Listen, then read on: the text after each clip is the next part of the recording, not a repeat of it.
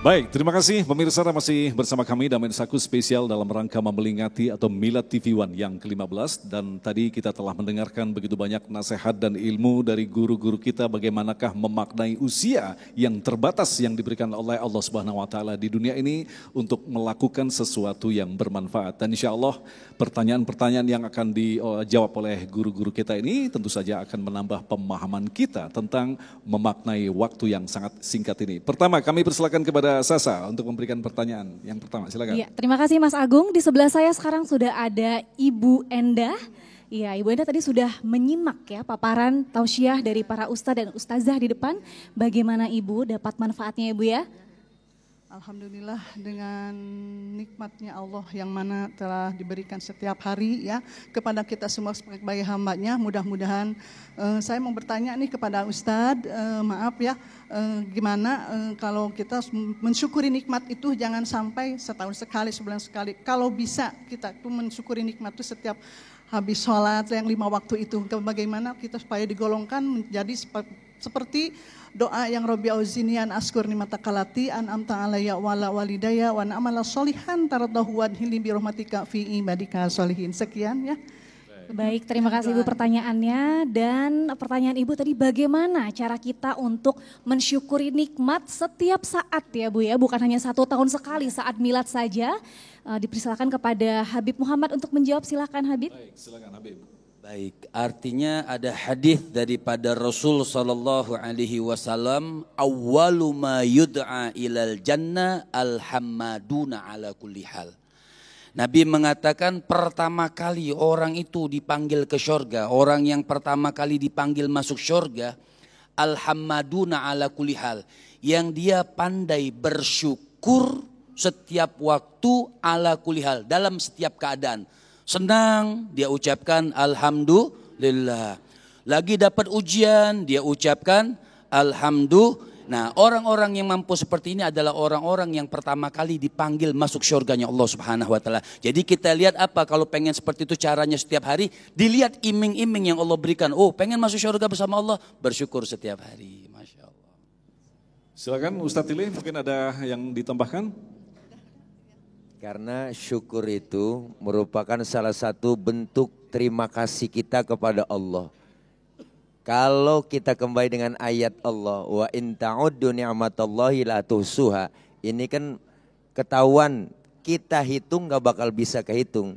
Nikmat kuping yang Allah kasih itu harus ditebus dengan ibadah 800 tahun. Artinya apa? Inilah semakin mendorong kita untuk terus semangat dalam bersyukur kepada Allah Subhanahu wa taala, bukan sekedar di lidah tapi dengan perlakuan. Bentuknya apa? Ya dengan melaksanakan ibadah. Kalau untuk tahunan itu namanya ulang tahun. Tuyul aja ulang tahun, Bu.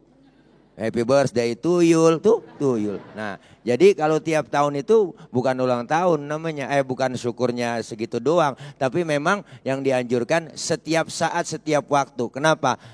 Dari mulai kita tidur sampai bangun tidur lagi, bahkan tidur itu sendiri, itu nikmat gak pernah berhenti yang Allah berikan buat kita. Maka kita kembali lagi kepada diri kita untuk terus bersemangat dalam melaksanakan syukur kepada Allah. Baik, terima kasih Ustadz. Silakan Ustadz Sofyan.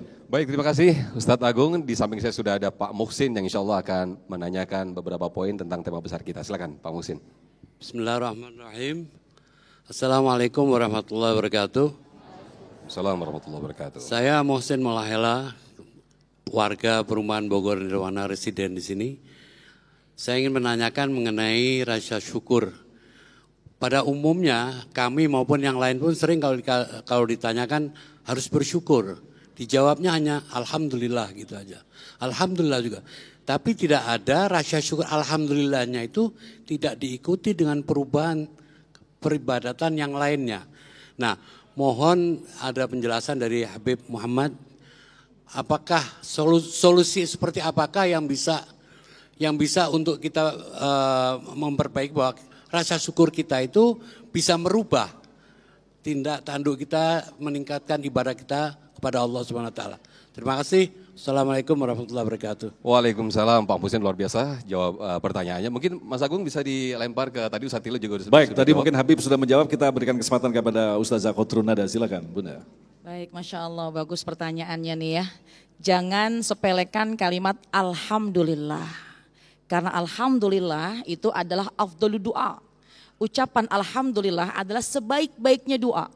Sebaik-baiknya berdoa. Karena kalau kita mengucap Alhamdulillah, maka itu bentuk rasa syukur kita. Kalau kita bersyukur, la in syakartum la azidannakum wal in kafartum inna adzabi lasyadid.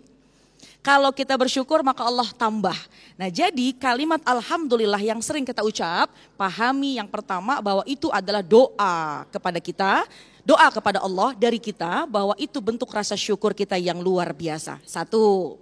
Yang kedua, bagaimana nih caranya untuk merubahnya? Maknai kalimat Alhamdulillah.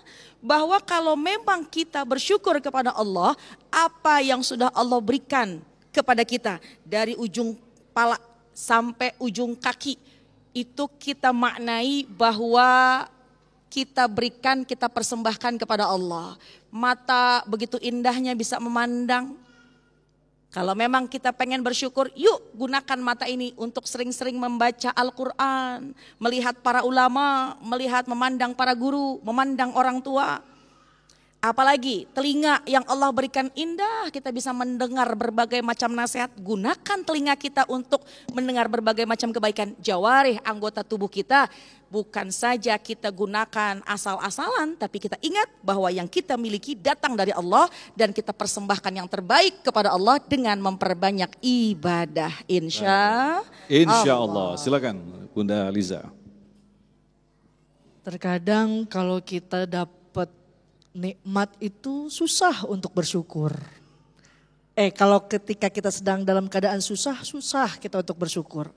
Padahal lebih enak dalam keadaan kita sulit kita bersyukur daripada ketika kita diberikan nikmat, lupa akan bersyukur. Coba kalau empok lagi sakit mata, zikirnya bolak-balik. Tapi kalau lagi sehat, boro-boro pengen zikir. Yang ada tadi Bapak lihat yang mata dilihat yang cakep-cakep, ini kadang ada yang pakai baju pendek, dilihat dosa, kagak dilihat mubazir, begitu. Oleh karenanya memaknai nikmat setiap harinya dengan bersyukur, mengucapkan Alhamdulillah, menerima apa adanya dari badan kita, dari keluarga kita, maka insya Allah itu yang bakal menjadi bekal kita kelak di hari akhirat nanti. Wallahu ta'ala alam. Baik, terima kasih dan pemirsa tentu saja kita ingin mendengarkan rangkuman kesimpulan dari majelis ilmu kita yang insya Allah nanti akan disampaikan oleh Koh Denis. Tentu saja selepas pesan-pesan berikut ini tetaplah bersama kami dalam Isaku spesial Milad TV One yang ke-15.